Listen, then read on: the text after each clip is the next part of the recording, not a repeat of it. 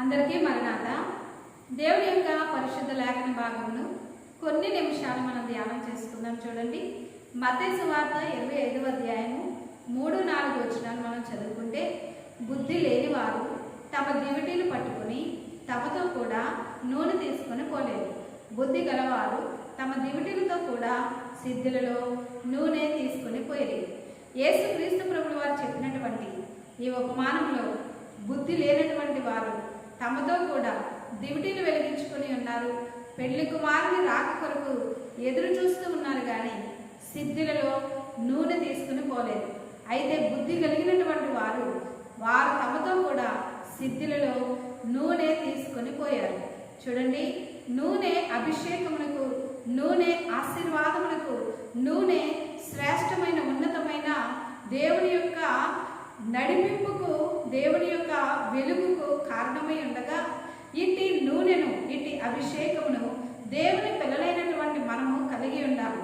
ఎప్పుడైతే మనలో ఈ అభిషేకం ఉంటుందో, ఎప్పుడైతే దేవుని యొక్క నడిపింపు మనకు ఉంటుందో, ప్రభు యొక్క రాకడ కొరకు మనము సిద్ధపడగలుగుతాం. చూడండి, యాకోబు గారు కూడా అరణ్యంలో ఒంటరిగా నడుస్తూ ఉన్నప్పుడు మరి మధ్యరాత్రి వేళ ఆయనకు ఒక దర్శనం కలిగింది. చూడండి, రాత్రి తలగడగా చేసుకుని నిద్రపోతూ ఉన్నారు. దేవుని దూతలు ఒక నిచ్చెన క్రింద, ఆ నిచ్చెన యొక్క కొన భూమి మీద ఉంటే, ఆ నిచ్చెన యొక్క పై కొన ఆకాశంలో ఉంటే, చూడండి, దేవుని దూతలు ఆ నిచ్చెన మీదుగా ఎక్కుతూ దిగుతూ ఉన్నారు. వెంటనే ఒంటరిగా ఉన్నటువంటి యాకోబు గారు మేల్కొని ఉన్నారు. ఆ దర్శనమును చూసినటువంటి యాకోబు గారే తాను తలగడగా చేసుకుని ఉన్నటువంటి రాతిని నిలవబెట్టి అంటూ ఉన్నారు, ఆ నూనెను ఆ రాతి మీద పోసి, ఇది దేవుని మందిరమే కానీ వేరొకటి కాదు అంటూ ఉన్నారు. గమనించండి, ఒంటరిగా ఉన్న నూనె మర్చిపోలేదు. ఆయన నూనె కలిగి ఉన్నారు, అభిషేకమును కలిగి ఉన్నారు, దేవుని యొక్క నడిపింపును కలిగి ఉన్నారు. చూడండి, ఇక్కడ ఒక మాటను మనం ధ్యానం చేసుకుందాం. యోబు గ్రంథము 29వ అధ్యాయము 6వ వచనములో, మరి నేను పెట్టిన అడుగిల్లా తేనెలో పడిను, బండ నుండి నా నిమిత్తము నూనె ప్రవాహముగా పారెను. చూడండి, ఆ బండ క్రీస్తు అయి ఉండగా, క్రీస్తు అనగా అభిషేకమై ఉండగా, అభిషిక్తుడు అయి ఉండగా, ఆ బండ నుండి నూనె ప్రవాహముగా ఎంతమంది ప్రజలున్నా, మరి ఏ విధముగా దేవుని యొక్క సన్నిధిలోనికి వచ్చి ఎంతమంది ఆయన బిడ్డలు ఆయన సన్నిధిలో ప్రభువా నన్ను అభిషేకించండి అని అడిగినా కూడా కొరత లేకుండా నిండారుగా ఆశీర్వదించి, అభిషేకించి, ఆత్మతో నింపి బలపరచు వారై ఉన్నారు కనుక, బండ నుండి నా కొరకు నూనె ప్రవాహముగా పారెను అని ఈ యొక్క లేఖన భాగంలో మనం చూస్తూ ఉన్నాం. చూడండి, ప్రసంగి గ్రంథము 9వ అధ్యాయము 8వ వచనం చదువుకుందాం. ఎల్లప్పుడూ తెల్లని వస్త్రములు ధరించుకును, నీ తలకు నూనె తక్కువ చేయకుము. ఎల్లప్పుడూ కూడా తెల్లని వస్త్రములు, మహిమ కలిగినటువంటి వస్త్రములు, పరిశుద్ధమైనటువంటి వస్త్రములు, అంటే ఏహ సంబంధముగా తెల్లని వస్త్రములు ధరించుకున్నటువంటి వారందరూ కూడా పరిశుద్ధులు అని నేను చెప్పట్లేదు, కానీ ఆత్మ సంబంధమైనటువంటి స్థితిలో తెల్లని వస్త్రములు ధరించుకుని, పరిశుద్ధతను ధరించుకుని, నీ తలకు నూనె తక్కువ చేయవద్దు. దేవుని పిల్లలారా గమనించండి, మన మీద ఉన్నటువంటి అభిషేకము తక్కువ కానివ్వకూడదు. ప్రభువు మనలను ఆత్మతో నింపి ఉన్నాడు, అభిషేకముతో నింపి ఉన్నాడు, ప్రార్థనతో నింపి ఉన్నాడు, జ్ఞానం దయచేసి ఉన్నారు, పరిశుద్ధతను దయచేసి ఉన్నారు, వివేకమును దయచేసి ఉన్నారు.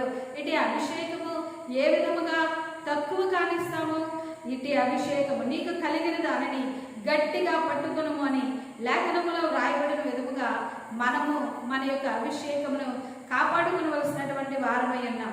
మరి యొక్క శ్రేష్టమైనటువంటి సంగతిని ధ్యానం చేసుకుందాం.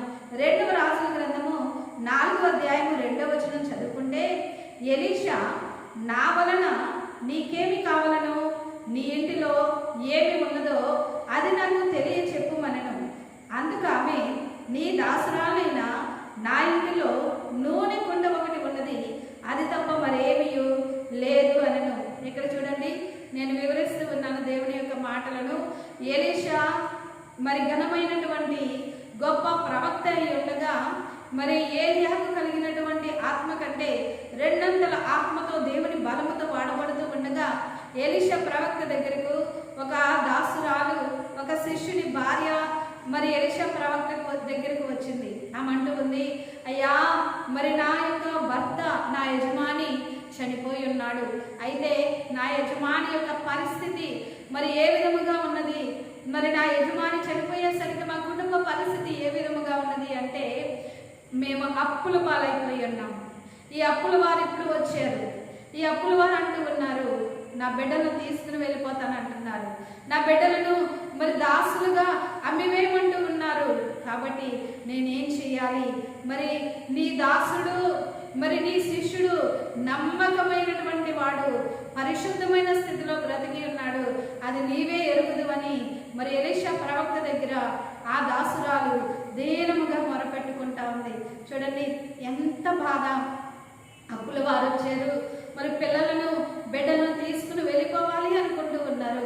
అయితే ఎలీషా ప్రవక్త మరి దేవుని యొక్క దర్శనముతో, దేవుని యొక్క ప్రభావముతో, దేవుని యొక్క అభిషేకముతో నింపబడి ఉన్నటువంటి ప్రవక్త కనుక ఎలీషా ప్రవక్త అంటూ ఉన్నారు, అమ్మా మరి నీ దగ్గర ఏముంది, నీ దగ్గర ఏముందమ్మా అంటే, మరి ఎలీషా ప్రవక్తతో ఆ దాసురాలు అంటూ ఉంది, అయ్యా నూనె కొండ తప్ప నా దగ్గర ఏమీ లేదయ్యా, నూనె కొండ మాత్రమే ఉంది, నా దగ్గర ఇంకా మరి ఏమీ కూడా లేదు అంటూ ఉన్నప్పుడు ఎలీషా ప్రవక్త అంటూ ఉన్నారు, ఇదిగో ఏమీ లేకపోయినా ఉండవలసింది నీ దగ్గర ఉంది, ఏమీ లేకపోయినా ఉండవలసిన అభిషేకం నీ దగ్గర ఉంది, ఎవరు లేకపోయినా ఉండవలసినటువంటి అభిషేకం మీ ఇంటిలో ఉంది, ఉండవలసినటువంటి దేవుని కృప మీ ఇంటిలో ఉన్నది.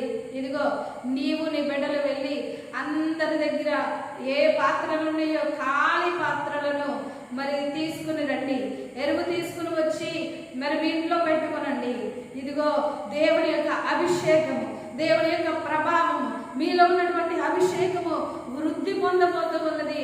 నీవు వెళ్ళు, ఇదిగో ఆ పాత్రలన్నీ నూనెతో నిండిపోతున్నాయని ఎలీషా ప్రవక్త చెప్పినప్పుడు ఆ దాసురాలు ఇంటికి వచ్చింది, పాత్రలన్నీ కూడా పోగు చేసింది, వెంటనే తలుపు వేసింది, తాను తన బిడ్డలను మరి ఆ నూనె కొండను తీసుకుని ఆ ఖాళీ పాత్రలో నింపుతూ ఉన్నప్పుడు, ఆ అభిషేకము అన్ని పాత్రలకు నింపుతూ ఉన్నప్పుడు అన్ని పాత్రలు నిండిపోతూ ఉన్నాయి, నిండిపోతూ ఉన్నాయి, నిండిపోతూ ఉన్నాయి. మరలా దాసురాలు ఎలీషా ప్రవక్త దగ్గరకు వచ్చింది, అయ్యా ఇక పాత్రలు ఏమీ లేవు, అన్ని పాత్రలు నూనెతో నిండిపోయినాయి, దేవునికి మహిమ కలుగును గాక. చూడండి, మనలో ఉన్నటువంటి అభిషేకము ఇతరులను నింపే విధముగా ఉండాలి కానీ, ఇతరులను మరి ఇతరులకు ఆదర్శంగా ఉండాలి కానీ, ఇతరుల యొక్క పరిస్థితి మారిపోయేటువంటి మరి లేకపోతే వారు మనలను చూసి విశ్వాసములో నుండి మరి దిగిపోయేటువంటి పరిస్థితిలో ఎంత మాత్రం కూడా ఉండకూడదు. అభిషేకము, వెలుగు అనేక మందికి వెలిగించేటువంటి స్థితిలో ఉండాలి. చూడండి, గమనించండి. ఇప్పుడు ఎలీషా ప్రవక్త అంటూ ఉన్నారు, ఇదిగో అమ్మా మరి ఆ నూనెను తీసుకుని వెళ్ళి అందరికీ అమ్మండి, ఆ నూనెను తీసుకుని వెళ్ళి అందరికీ అమ్మండి, ఇదిగో సొమ్ము మిగులుతుంది, ఆ సొమ్ముతో నీవు నీ బిడ్డలు బ్రతకండి అని చెప్పారు. దేవునికి మహిమ కలుగును కాక. ఒక్క నూనె కొండ అనేక మరి పాత్రలను నింపివేసింది, తన జీవితమును మార్చివేసింది, తన పరిస్థితిని మార్చివేసింది. ఆ బిడ్డలు దాసులు కాకుండా ఆ నూనె కుండ మరి దేవుని యొక్క ప్రభావము చేత ఆశీర్వాదములకు కారణమైంది. దేవుని పిల్లలారా, దేవుని అభిషేకము కాపాడుకున్నారా? దేవుని అభిషేకముతో నింపబడుతూ ఉన్నారా? దేవుని యొక్క ఆత్మను కాపాడుకున్నారా? పరిశుద్ధాత్మ శక్తితో నింపబడుతూ ఉన్నారా? దేవుడు మీకు ఇచ్చిన ఆత్మవరములను కాపాడుకుంటూ ఉన్నారా? పోగొట్టుకుని ఉన్నారా? విశ్వాసమును పోగొట్టుకుంటూ ఉన్నారా? దేవుని యొక్క శక్తితో మీరు నింపబడండి, దేవుని యొక్క ప్రభావముతో నింపబడండి. ఏది పోయినా, ఏమి పోయినా దేవుని యొక్క అభిషేకం పోగొట్టుకోవద్దు, దేవుని యొక్క నడిపింపు పోగొట్టుకునవద్దు. సొంత బుద్ధితో మనము యేసు స్వామి చేరలేము, కానీ దైవాత్మ చేత మనము అనుక్షణము నడిపింపబడవలసినటువంటి వారమై ఉన్నాం. బుద్ధి కలిగినటువంటి కన్యకులు మరి దివిటీలతో పాటు సిద్ధిలలో నూనె తీసుకుని పోయారు. బుద్ధి లేనటువంటి వారు మరి వారి దివిటీలు ఆరిపోతూ ఉన్నాయి. మరలా నింపుకుందాము అంటే సిద్ధులలో నూనె తీసుకుని పోలేదు. ఆ కారణం చేత మరి బుద్ధి లేనటువంటి వారు నిలిచిపోయారు, ఆగిపోయారు, ఇక్కడే ఉండిపోయారు. పెండ్లి కుమారుని ఎదుర్కొనలేకపోయారు. పెండ్లి కుమారునితో పాటు లోపలికి వెళ్ళలేకపోయారు. మరి వారి యొక్క స్థితి ఆ విధముగా ఉంటే బుద్ధి కలిగినటువంటి వారు అనగా నూనె కలిగినటువంటి వారు, అభిషేకము కలిగినటువంటి వారు, దేవుని యొక్క ఆత్మను కలిగి ఉన్నటువంటి వారు, దేవుని యొక్క ఆత్మ నడిపింపులో సాగిపోతూ ఉన్నటువంటి వారు ఘనమైనటువంటి స్థితిలో పెండ్లి కుమారుని ఎదుర్కొని ఉన్నారు. పెండ్లి కుమారుని సన్నిధిలో ఉన్న సంతోషమును అనుభవిస్తూ ఉన్నారు. కాబట్టి మీ అభిషేకం కాపాడుకోనండి.